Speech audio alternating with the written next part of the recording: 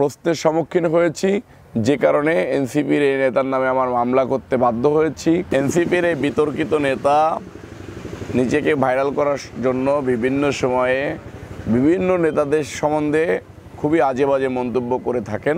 আমি রবিউল ইসলাম নয়ন বারবার বলেছি, অনেক গণমাধ্যমে বলেছি যে আমার জন্মের পর থেকে আমার নামে পলিটিক্যাল মামলা ছাড়া কোনো প্রকার কখনো মামলাও হয়নি, এবং কোনো মানুষ বলতে পারবে না যে রবিউল ইসলাম নয়ন চাঁদাবাজি তো অনেক দূরের কথা, কোনো ওয়েতে রবিউল ইসলাম নয়ন কাউকে ফাঁকি দিয়ে 2 পয়সা তার কাছ থেকে মেরে খেয়েছে। আপনি বাংলাদেশের মানুষ, আমি বাংলাদেশের মানুষ, এই দেশটা আমাদের।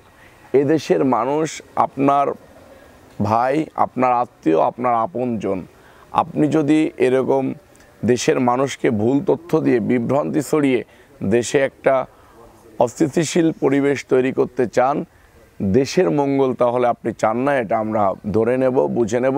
এরকম যারা বিভ্রান্তিকর তথ্য ছড়ায় তারা দেখবেন যে হয় মাথায় সমস্যা আছে, না হলে মাদক অ্যাডিক্টেড, না হলে সে কোনো দেশের এজেন্ডা হয়ে বাংলাদেশে বিশৃঙ্খলা তৈরি করার জন্য, বাংলাদেশের মানুষের মান সম্মান নিয়ে খেলার জন্য সে কোনো না কোনো এজেন্ডা হয়ে কাজ করতেছে, হয়তোবা টাকার বিনিময়ে এইসব কাজ করে থাকে।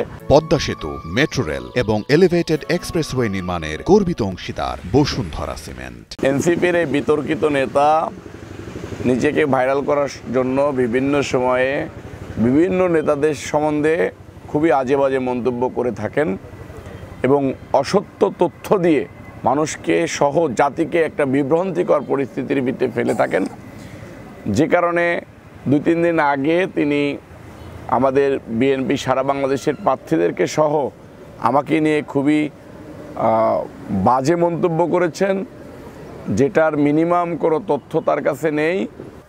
আমি প্রশ্নের সম্মুখীন হয়েছি, যে কারণে এনসিপির এই নেতার নামে আমার মামলা করতে বাধ্য হয়েছি। এই নেতাকে যদি না থামানো হয় তাহলে বাংলাদেশে যে কোনো মুহূর্তে বিশৃঙ্খলা ঘটাই দিতে পারে সে। আইনের প্রতি আমি আগাগোড়ায় শ্রদ্ধাশীল, যদিও দীর্ঘ 17 বছর যাবৎ শেখ হাসিনার স্বৈরাচারী সরকারের সময় আইন তার নিজস্ব গতিতে না চলতে পেরে স্বৈরাচারী সরকারের গতিতে চলেছে। সেখান থেকে আমরা 5 আগস্টে লড়াই সংগ্রামের মধ্য দিয়ে সেটাকে আমরা একটা প্রেক্ষাপটে নিয়ে এসেছি। এখন আমার মনে হয় যে আইনের প্রতি আমি শতভাগ শ্রদ্ধাশীল। এই কারণেই শ্রদ্ধাশীল যে দেশের মানুষ সর্বশেষ আইনের প্রতি দ্বারস্থ হবে।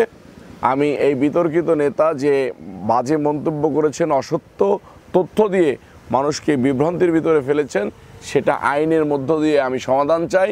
সেই কারণে আমি আইনের প্রতি শ্রদ্ধাশীল রেখেই আদালতে গিয়েছি।